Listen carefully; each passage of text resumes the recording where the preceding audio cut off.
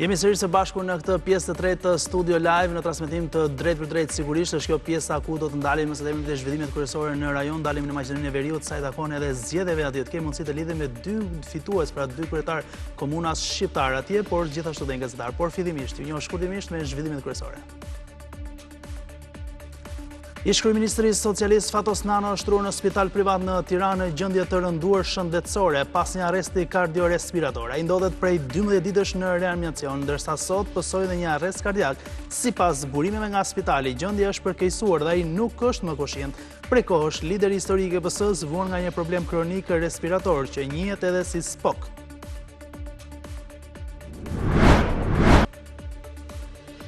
Lirohet avokati Ulian Mariami, i cili u ndalua 2 ditë më parë nga oficerët e policisë gjyqësore pasi paralajmëroi në sallën e gjyqit prokurorin se do të merrej personalisht me të, duke e kallëzuar. Prokuroria e Elbasanit urdhëroi lënien e tij të lirë pasi tha se nuk kishte arsye për ta mbajtur ende të ndaluar.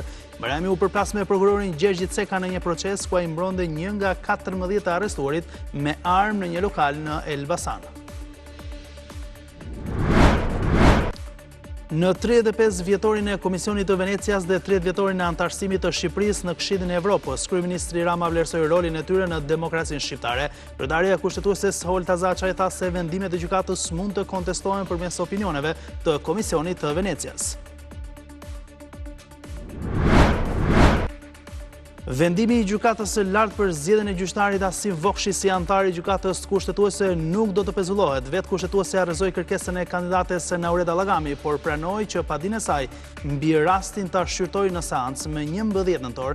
Llagami u drejtua gjykatës kushtetuese me një ankimim javën e shkuar me pretendimin se vota e shpadur e pavlefshme në gjykatën e lartë i përkiste asaj dhe se me këtë akt ju mohua mundësia që të merrte postin në kushtetuese.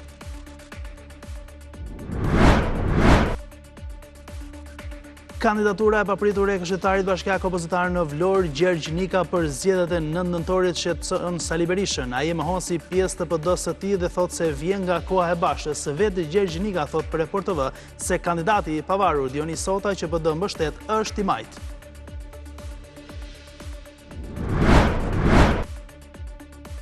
Familjare e fshin një dhalë lamtumirën 38 vjeçare së Rahime Hazizllari dhe djalit të saj 13 vjeç Luka, të cilët u asfikskuan në banesën e përfshirë nga zjarri në Maliq. Nëna arriti të shpëtojë të voglën 6 vjeçare, e cila ndodhet me djegje të rënda në spital. Vetëm një ditë para ngjarjes tragjike, familja kishte festuar ditëlindjen e vajzës.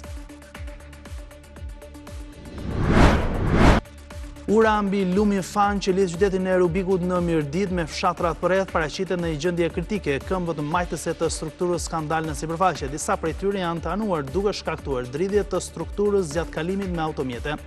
Kryetari i Bashkisë së Mirdit Albert Mëlyshi tha për Report TV se ura ka nevojë urgjente për rikonstruksion, por se edhe pas kërkesave të shpeshta drejtori i institucionit përgjegjës ARSH nuk ka marrë përgjigje.